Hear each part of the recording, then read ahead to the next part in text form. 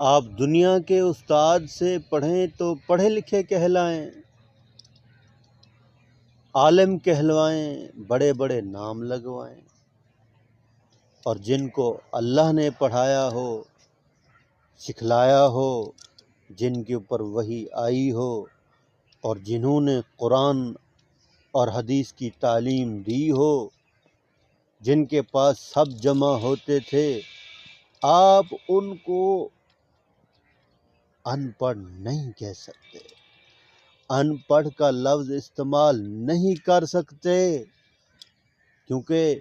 نبیوں کے کوئی استاد نہیں ہوتے، ان کے استاد اللہ ہوتے ہیں، اور وہ نبی ہم سب کے استاد ہیں، ہم سب کے رہبر ہیں، ہم سب کو سمجھانے والے ہیں، ہم سب کو دین پر لانے والے ہیں، ہم سب کو